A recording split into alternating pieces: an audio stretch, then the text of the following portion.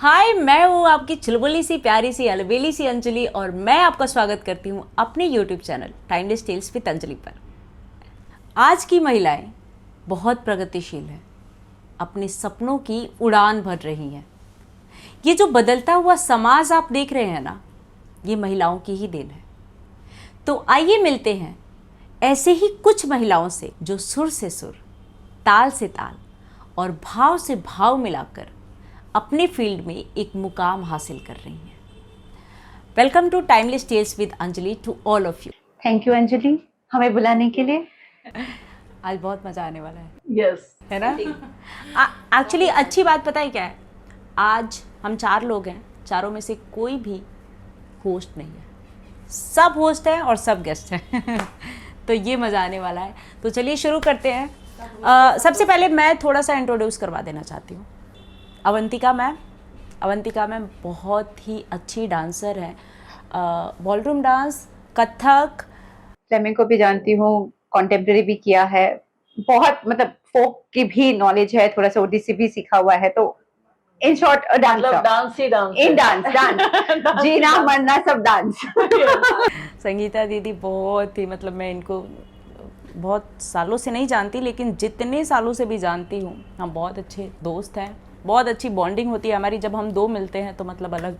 और संगीता दीदी तबला प्ले करती हैं, बचपन से तबला प्ले कर रही हैं, 12th के बाद से तबला प्ले कर रही हैं। हाँ, लेकिन मेरे पिता ने मुझे सिखाया तो बचपन से ही कर रही हूँ। एक एटमॉस्फेयर था घर में। हाँ, पापा का मतलब हाँ, मेरे पिता हमेशा मुझे चाहते थे कि वो एक अलग ही उसमें, क्योंकि वो खुद भी बांसुरी प्लेयर थे बहुत अच्छे, तो नेचुरली है कि आ ही जाता है। बाकी मैं अनुप्रिया के बारे में बता दूं, अनुप्रिया और मैं काफ़ी सालों से दोस्त हैं, बहुत अच्छी सिंगर है, काफ़ी सारे गाने भी गाए हुए हैं इसने। बताओ थोड़ा अपने गानों के बारे में। मैं मुंबई में हूँ 2013-14 से फिल्म इंडस्ट्री में, प्लेबैक सिंगिंग में। मैंने काफ़ी मूवीज़ में भी गाया है, फिर डिवोशनल चैनल संस्कार, आस्था और रीजनल सॉन्ग्स भी काफ़ी किए हैं। सबसे पहले मैं वापस आती हूँ संगीता दीदी पे कि मुंबई में आप कब आई? मुंबई में मैं आई थी 99 में। 99 में। एक बार सबसे पहले आई थी यहाँ स्ट्रगल करने, तो मुंबई मुझे समझ नहीं आया, फिर मैं दिल्ली चली गई और दिल्ली में फिर मुझे स्कॉलरशिप मिली नेशनल। मेरा तबला सीखना एक अलग मुद्दे पे है। घर में जब शादी की बड़ी लड़की हूँ तो सारी चीज़ें भूल गए लोग। नहीं, शादी ही एक बड़ी मतलब कठिनाई थी कि इसकी शादी कैसे होगी, अगर तबला बजा रही है तो कौन तबला बजवाएगा भाई। तो मैं घर से भाग गई फिर, और मैं जब तबला बजाती थी तो लोग वाहवाही करते थे, तो मुझे लगता था हाँ अच्छा बजा। घर से कब भागी थी? मैं बीए फर्स्ट ईयर में। अच्छा, जब आप ठान लो चीजें तो मिल जाती हैं, लेकिन वो है कि मरने तक आ जाओगे तब चीजें मिलती हैं। बीच में अगर आपने थोड़ा सा भी हट गए ना तो आप बस हट गए। ऐसा मैंने अपनी लाइफ में देखा है। अब तक तो आप काफ़ी दिग्गजों के साथ में ये तबला प्ले कर चुकी हैं। काफी लोगों के साथ काम किया है, लेकिन उनमें से कुछ आदमी और औरत का फर्क वो शायद मुझे नहीं लगता कि वो यहाँ खत्म होगा। ऐसा सोचो, या कोई भी एक नाम जल्दी से बता दो कि कोई म्यूजिशियन फीमेल हिट हुई हो, इतना आगे आई नहीं है, आने ही नहीं देते हैं।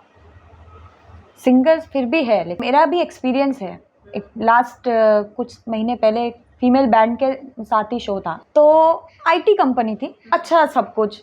तो उन लोग को क्या लगा, जो पब्लिक थी और सिंगर भी दोनों फीमेल और बैंड में भी सारी फीमेल, और सारे वहाँ पे सब मेल, क्राउड में मेल, गिनी चुनी 1-2 और लेडीज़ आई थी जो वहाँ पे काम कर रही थी, बट वो भी बाद में चली गई थी।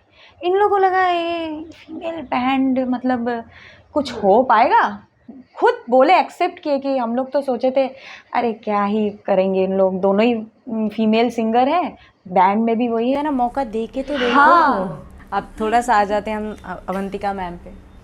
आपकी जर्नी कैसे शुरू हुई?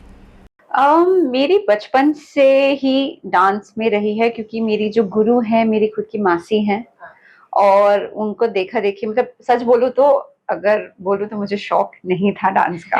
मैं नहीं करना चाहती थी, वो जैसे होता है ना, देखने का शौक था। सीखने पे जब आता, मम्मी भी बोलती कि तुझे सीखना है मुझे नहीं सीखना है, मतलब लाइक मेरे को जाके देखना अच्छा लगता था जब वो सिखाती थी या करती थी। फिर वो बात अलग है कि मैं घर आके मम्मी को बोलती थी, मम्मी देखो ठीक है क्या, मम्मी बोलती मुझे क्या पता तुम क्या देख के आई या करके आई, तुझे सीखना तो डालू, मुझे नहीं सीखना है। एंड पता नहीं हाउ मेरे ख्याल से थोड़ा इंटरेस्ट जगह गई जाती थी। एक कजिन ने शायद कोई रोटरी का कंपटीशन या कुछ था तो उसमें नाम दिया था, क्योंकि हम कजिन्स, मतलब मेरी जो एक कजिन सिस्टर्स और सभी थे जो मासी के पास जाते थे, क्योंकि घर का ही जब कोई है तो डेफिनेटली गाइडेंस अच्छी मिलती है। तो उन्होंने भी ज्वाइन किया था क्लास, तो हमारा नाम डाला कंपटीशन में। आई थिंक मुझे अभी भी याद है, मैंने अपना पहला गाना जो डांस किया था वो लम्हे फिल्म का मेरी बिंदिया, तभी बहुत हिट था, मैं छोटी थी तभी। और तब वो एक रात में मासी ने मुझे सेट करके सिखाया और हमने जाके उसको परफॉर्म किया। तब सोचा नहीं था, मगर कंपटीशन के तौर पे जब सेकंड प्राइज मिला तो तब थोड़ा एक कॉन्फिडेंस आया कि हाँ भाई मैं भी अच्छा कर ही लेती हूँ।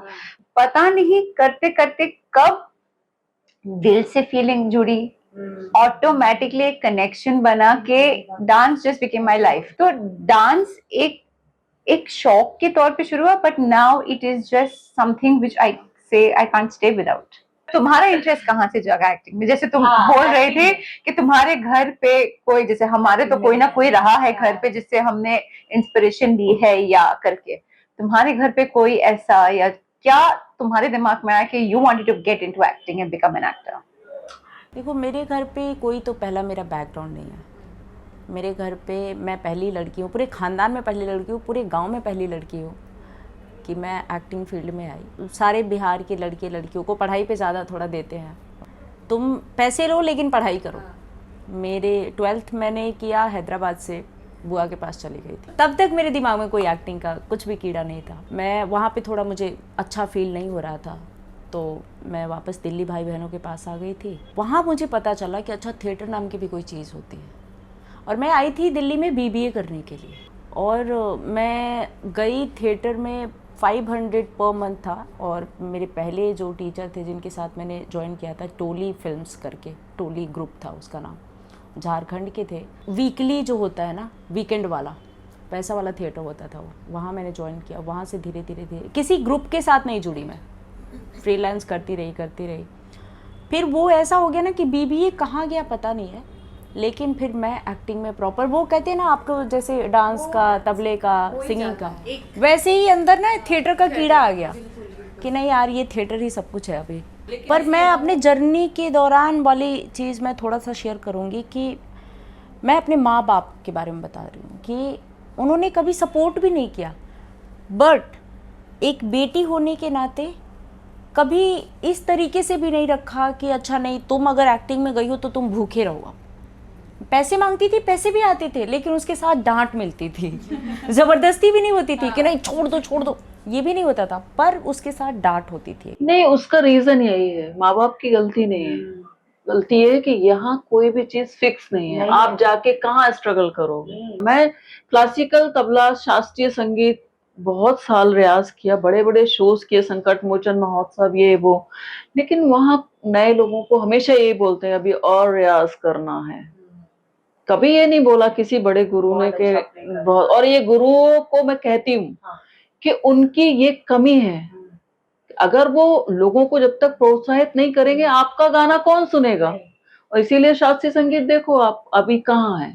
जो बेस रहा है, जो प्योरिटी रही है, चाहे वो डांस फील्ड में हो, म्यूजिक फील्ड में हो, वो कहीं ना कहीं खो रही है, क्योंकि आजकल की जनरेशन को जितना हम सिखाते नहीं है, हम उतना उनको बिगाड़ते हैं। ऑनेस्टली, आप उनको थाली सजा के दोगे कि बेटा ये है, तो वो खुद से परोसना कभी नहीं सीखेंगे। तो उसी तरीके से हमारा आर्ट भी ऐसा है कि जितना स्ट्रगल करके हम जहां पहुंचे हैं, अगर आप हमारी प्रशंसा नहीं कर सकते हो, you can not support us, तो कौन आगे बढ़ेगा उसमें? बच्चे जो आगे के जनरेशन के हैं वो देखेंगे कि अरे इसमें तो कुछ है नहीं, कुछ नया करते हैं जिसमें इंस्टेंट फेम, इंस्टेंट हमको रिकग्निशन मिलता है। तो इसीलिए जो प्योरिटी है हमारी कहीं ना कहीं खो रही है। कितनी सारी प्रॉब्लम्स को झेलना पड़ा जब आप तीनों मुंबई आए थे? देखो, पहले तो मेरा जो सिंगिंग का कुछ तो ऐसा था ही नहीं, सीन ही नहीं था। मैं गाती बचपन से थी, एंड अच्छा गाती थी क्योंकि फैमिली से मिला। मम्मी गाती हैं, मासी गाती हैं, बहुत काम किया है इन लोगों ने इंडस्ट्री में भी। तो मम्मी गुस्सा करती है, है जब भी किसी को गाना सुनाए बोलो मुंह बन जाता है, गुस्सा करती है, नहीं गाती है। तो मासी उल्टा समझाते हैं जाने दो, जब होगा कर लेगी, छोड़ दो अभी। मेरा सब्जेक्ट चेंज हुआ 11th में। अब समझ में ही नहीं आया है क्या लूँ, एक कुछ प्रैक्टिकल तो लेना पड़ेगा ना। तब फिर घूम फिर के म्यूज़िक ही था सामने। कोई भागने की जगह ही नहीं थी। और कभी मैंने म्यूज़िक बचपन में सीखा ही नहीं, जो नेचुरल था वही था। एक होता है ना प्रॉपर सारेगामा पधनिसा। कथक मैं क्लास 9 से सीखती थी, उसमें बड़ा इंटरेस्ट था। धीरे धीरे कब वो इतना इंटरेस्ट आ गया उसमें ना, मतलब फिर कुछ दिखता नहीं था उसके बाद। पर जब तुम बनारस में थी तब तुम अलग सोचती थी मुंबई के बारे में, लेकिन जब मुंबई आई तब तुम्हारा कैसे वहां से यहाँ तक का? मौसा जी वो भी इंडस्ट्री में थे, एडिटर थे। तो वो बोले कि चल बेटा स्टूडियो में लेके चलता हूँ। तो फिर कुछ ऐसे ही सामने फिर कॉम्पोजिशन दिए, उनके किसी मूवी का था, तो गाया तो लोगों को अच्छा लगा था वहाँ जो भी बैठे थे। प्रॉपरली 12-13 से मेरा फिर सब रिकॉर्डिंग स्टार्ट हुआ। मैंने साउथ के बहुत डबिंग किए हिंदी गाने के। कैसे मिला? इजीली मिल गया या कैसे था वो? नहीं इजीली नहीं, वो डायरेक्टरी होता था, फ़ोन नंबर जिसमें रहते थे उसमें कुछ म्यूज़िक कंपोजर्स के नंबर, वहाँ जा के उनके स्टूडियो में अपनी सीडीज़ देना। ललित सेन काफ़ी उनका नाम है, सीरियल सास भी कभी बहू थी, उनके कंपोज़र हैं। फिर फाल्गुनी पाठक के एल्बम मैंने पायल है छनकाई, तो उनसे मिली जाके। बहुत अच्छा रिस्पॉन्स, बोले कि फिर गाया मैंने। तो फर्स्ट टाइटल ट्रैक ही मिला था मुझे सीरियल का जी टीवी में। अभी तो काफ़ी अच्छे जगह पे देख रही हूँ मैं अपने आप को। तो अभी संगीता दीदी पे आ जाते हैं। आपका कैसे रहा? मुंबई आए, कैसे कैसे लोग मिले आप? मैं दतिया से ग्वालियर गई पहले, और ग्वालियर में एक निसार हुसैन खान साहब तबला, उनसे सीखा। तो मैं किसी इस फ्रेंड क्या, कभी उस क्या, कभी उस क्या। ये सबसे बड़ा प्रॉब्लम यही था मेरे लिए कि तब लड़कियों को घर अकेले कोई नहीं देता था। तो वहाँ एक कथक डांसर नंदिनी दीदी हैं, वो आई, बहुत अच्छी कथक डांसर है वो, बहुत हाँ, नंदिनी सिंह। तो मैं बिंदी लगाती थी, एक सांप बनाती थी, तो वो मेरे लिए काम आ गया। और उन्होंने मुझे बुलाया, सुनाओ क्या करती हो? हमने तबला बजाती। बोले अच्छा अच्छा ठीक है आ जाना।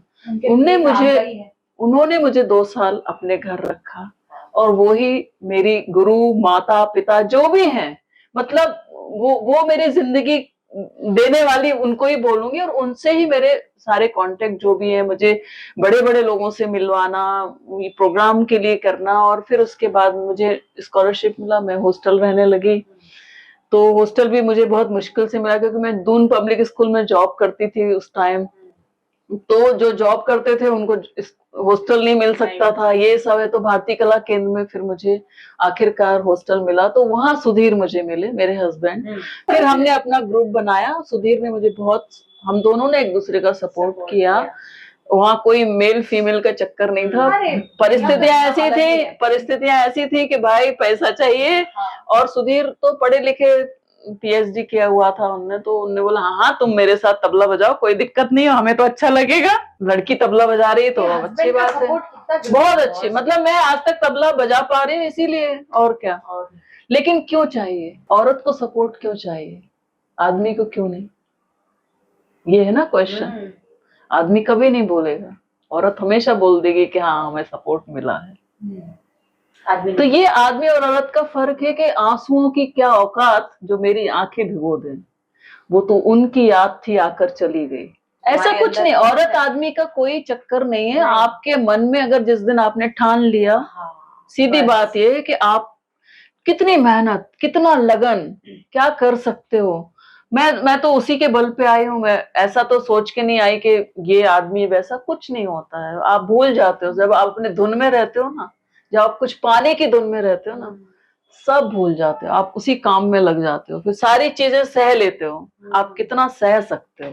जिन लोगों में टैलेंट नहीं है, जो लड़कियां हैं, मैं लड़कियों के लिए बोल रही हूँ, जो उठ के आती हैं बस कि हम तो बॉम्बे जा रहे हैं, हमारा तो एक्टिंग है, और हम तो, जिनको बात करना नहीं आता, मैंने देखा जिनको मतलब आपको हिंदी तक बोलना नहीं आ रही सही से, वो एक्टिंग करने आएंगे। हाँ हाँ हम क्या क्या करें, हीरोइन बनना है हमको। तो वो ऐसी लड़कियां आके क्या करती हैं यहाँ, क्या करेंगी? लोग उनका फायदा उठाते हैं, कहते हैं तुम बेवकूफ हो साला, हम भी बेवकूफ बनाते हैं तुम्हें। तो हमारी इंडस्ट्री में जो लड़कियों के लिए स्ट्रगल है, वो आप लोगों को नहीं लगता कि लड़कियों ने ही उसको क्रिएट किया है, या लड़कियों की वजह से है? सही गलत जो भी है, कहाँ तक मेरी बातों से आप लोग कहाँ तक सहमत हैं? क्योंकि हम चारों लड़कियां ही बैठी हैं यहाँ पे, तो आज हम खुल के बातें करेंगे जो भी है, क्योंकि सब लोगों ने कुछ ना कुछ तो फेस किया होगा, कुछ ऐसे लोगों से मिले होंगे। हाँ, वो तो इस मतलब अगर फिल्म लाइन भी छोड़ दो तो अदर लाइन में भी प्रॉब्लम है। लेकिन कुछ लड़कियां ऐसी होती हैं कि बस उन्हें कुछ करना नहीं है, उठ के चली आई, हाँ भाई हमें तो ये शॉर्टकट चाहिए। इसकी वजह से जो अच्छी लड़कियां हैं वो भी फेस कर रही हैं, क्योंकि सामने वाले को आदत पड़ चुकी है कि हाँ ठीक है। और तुम बताओ, फेक लोग जो होते हैं वो बहुत ज्यादा आपको अट्रैक्ट कर लेते हैं बातों से, उससे। डांसर के तौर पे डेफिनेटली कंपटीशन बढ़ रहा है। पहले देखो, जब मैंने डांस फील्ड में एंटर किया तब इतना कंपटीशन नहीं था, क्योंकि लोग इतना डांस में नहीं करते थे। सोशल मीडिया की वजह से, टेलीविजन शोज की वजह से हर कोई हर टाइप का डांस करता है। जो डांस नहीं भी है उसको डांस बोल के भी डांस करता है। ना सिर है ना पैर है, मगर डांस है। एक्चुअली सर्कस आप बोल रहे हो, एक्रोबेट्स है, आप कोई भी नाम ले लो, मगर डांस के नाम पे वो सब चीज बिकता है। एक कला है जिसके लिए आप उतनी ही मेहनत करते हो। मतलब जैसे बोलते हैं ना, पूजनीय कला। हम सब एक फील्ड से हैं जहाँ एक टाइम पे वो पूजा जाता था। It was not an easy task जो हर किसी को मिलता था। मगर आज के जमाने में अगर आप देख लो, हमारे पास स्टूडेंट्स हैं 2 महीने सीखेंगे और डांस टीचर कहलाते हैं। डांस करते हुए करीबन से शायद 35 साल हो गए हैं, 35 साल से ज्यादा हुए हैं। I have been dancing, but मुझे आज भी ऐसा लगता है कि मेरे गुरु की नॉलेज जितनी है मुझ में शायद 25% भी नहीं होगा जो उनमें है। हम कोरियोग्राफर्स के फील्ड में आप देखते हैं, बड़े बड़े इंडस्ट्री में कोरियोग्राफर्स हैं, उनके असिस्टेंट आधे टाइम कोरियोग्राफीज करते हैं। नाम किसका आता है? कोरियोग्राफर का आता है। टैलेंट एक्चुअल किसका है? असिस्टेंट का है। जब तक कि वो अपना फील्ड अलग नहीं करते हैं, छत्र छाया से बाहर नहीं निकलते हैं, उन्हें लोग जानते नहीं है। तुम कुछ बता रही थी। हाँ, वही जो मैं बोल रही थी ना कि सर्कस होता है डांस। तो मैंने कभी सर्कस देखा नहीं था, ठीक है, अपनी लाइफ में। तो फर्स्ट टाइम मेरे घर बिल्डिंग के सामने जंबो सर्कस आया।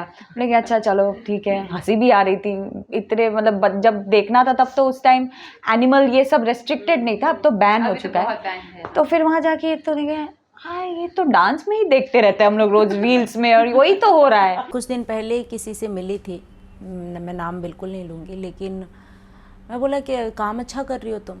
बोला मस्ती कर लेती हूँ, मस्ती के साथ साथ मुझे काम मिल जाता है। ये माइंड लेके और लोग मुंबई आते हैं। कोई भी लड़की जो एक्टिंग करना चाहती है उसको सच में तो म्यूजिक सीखना चाहिए, उसे सच में तो डांस सीखना चाहिए।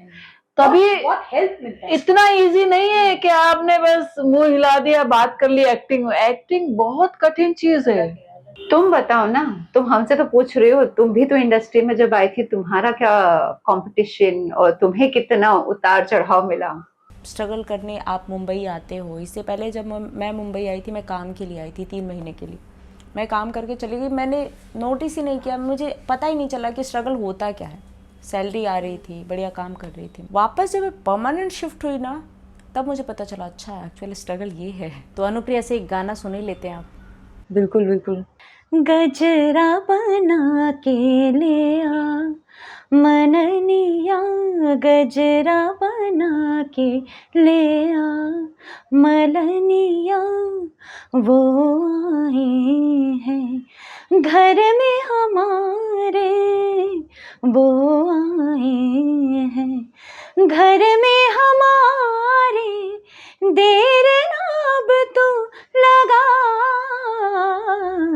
गजरा बना के ले आ मलनिया, गजरा बना के ले आ।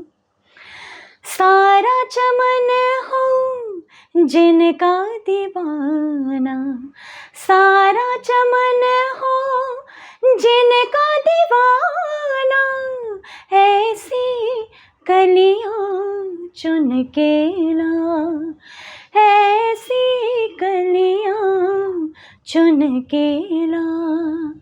लाली हो जिनके उनके लबों लाली हो जिनके उनके लबों की, उनको पिरो के ले आ,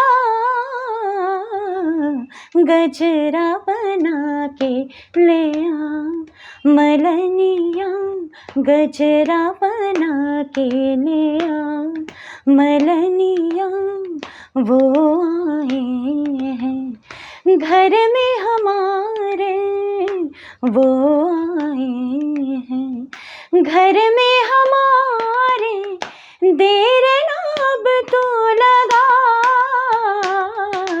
गजरा बना के ले आ, मलनिया गजरा बना के ले, गजरा बना के ले, गजरा बना के ले आ।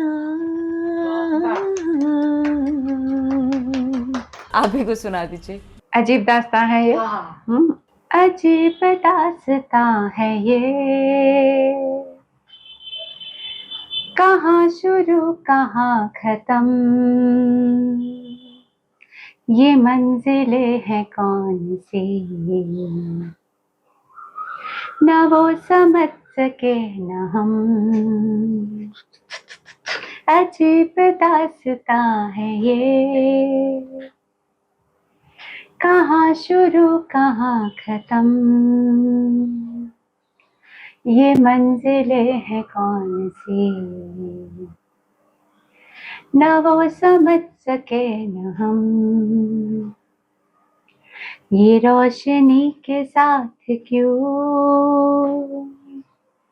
धुआं उठा चिराग से, ये रोशनी के साथ क्यों धुआं उठा चिराग से, ये ख्वाब देखती हूँ मैं कि जग पड़ी हूँ ख्वाब से, अजीब दास्तां है ये, कहाँ शुरू कहाँ खत्म, ये मंजिलें हैं कौन सी, न वो समझ सके न हम। आपकी लाइफ के कुछ फनी किस्से बताएं। मैं तो बहुत सारे जॉब किए मैंने दिल्ली में, दून पब्लिक स्कूल में थी, तो वहाँ क्या है, मैं एक थिएटर में तबला बजाती थी, तो रात भर प्रैक्टिस ये मतलब 9-10 बजे, और सुबह तो मैं जब 0 पीरियड होता था तो मैं क्या सो जाती थी, तो कभी कभी 2-3 पीरियड निकल जाते थे। एक दिन प्रिंसिपल आया, मैडम सो ही रही हो, आपको जॉब से निकाला जाता है। Thank you. अब अनुप्रिया का गाना हमने सुन लिया, संगीता दीदी है, इनका एक बार तबला आप तो मुंह से बजाओ। नहीं, मुंह से नहीं, तबला तबला लेके आओ भाई। तो अब तबला आ चुका है, कुछ परफॉर्मेंस हो जाए बस। हाँ, यस।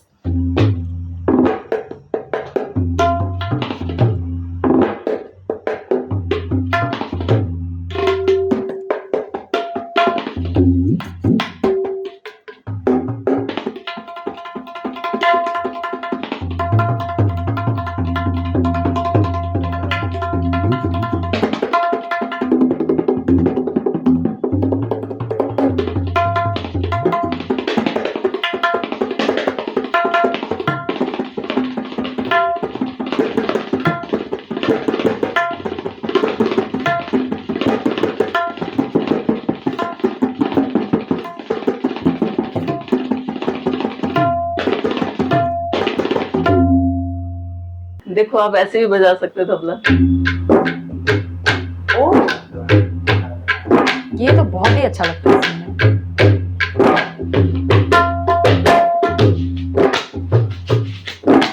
नजर जो तेरी लगी मैं दीवानी हो गई, दीवानी हाँ दीवानी दीवानी हो गई, मशहूर मेरे इश्क की कहानी हो गई, जो जगने न मानी तो मैंने भी ठानी, कहा थी मैं देखो कहाँ चली आई, कहते हैं ये दीवानी मस्तानी हो गई, दीवानी हाँ दीवानी दीवानी गाना ऐसे कोलैबोरेशन में कर लेते हैं। पिया तो से नैना लागे रे, नैना लागे रे, जाने क्या हो अब आगे रे, नैना लागे रे, पिया तो से नैना लागे रे, नैना लागे रे, जाने क्या हो अब आगे रे, नैना लागे रे, पिया तो से नैना लागे रे। रात को जब चाँद चमके जल उठे तन मेरा, मैं कहूँ मत करो चंदा इस गली का फेरा। रात को जब चाँद चमके जल उठे तन मेरा, मैं कहूँ मत करो चंदा इस गली का फेरा। आना जब पिया बोला, चमकना उस रात को जब मिलेंगे तन्हाई, मिलेंगे तन्हाई। पिया तो से नैना लागे रे, नैना लागे रे, जाने क्या हो अब आगे रे, नैना लागे रे, पिया तो से नैना लागे रे। वाह, एक सिंगर, एक तबला प्लेयर, एक डांसर। तुम्हें एक गाना गाना ही पड़ेगा। सोने की कटोरिया में दूध भाते गोदिया, कन्हैया पूत हो। सोने के कटोरिया में दूध भाते गोदिया, कन्हैया पूत हो। जशोदा घूमी घूमी कान्हा के, खियावेली चंदा के, बोलावेली हो। जशोदा घूमी घूमी कान्हा के, खियावेली चंदा के, बोलावेली हो। अरे आव चंदा मामा, पारे आव नदिया, किनारे आव हो। अरे आव चंदा मामा, पारे आव नदिया, किनारे आव हो। चंदा आवना अंगना हमार, कन्हैया मोरा खेलस हो। Thank you so much guys, thank you. एकदम ताल में था, ताल ताल में था। से ताल मिला एकदम। संगीत अकेला नहीं है। संगीत का मतलब ये है कि साथ में गाते रहो सब लोग। संगत, संगत के बाद संगीत बना। तो एक ही चीज, संगीत में आप कोई भी अलग कर दो शब्द, सन, फिर अलग करोगे तो गीत, ठीक है, और बीच का गी हटा दोगे तो संत। मतलब पूरा शब्द है संगीत। एक भी शब्द आगे पीछे का सबका हटा दोगे फिर भी उसके मतलब है। So thank you so much for coming. जाते जाते आप लोगों से थोड़ी सी हेल्प चाहूँगी कि मेरे चैनल के लिए 2 शब्द अगर आप लोग कुछ बोल दें। मैं तो यही बोलना चाहती हूँ, अंजलि ने बहुत दिन से मेहनत कर रही है और ये नए नए टॉपिक, नई नई चीज़ें, और लोगों को इससे बहुत फ़ायदा होगा। मतलब ये जब सुनेंगे ना, ये अनुभव है लाइफ के, ये सारी बातें, तो आप ज़रूर ये चैनल सब्सक्राइब करें और सुने, क्योंकि इसमें बहुत जीवन से जुड़ी हुई बहुत सारी बातें हैं।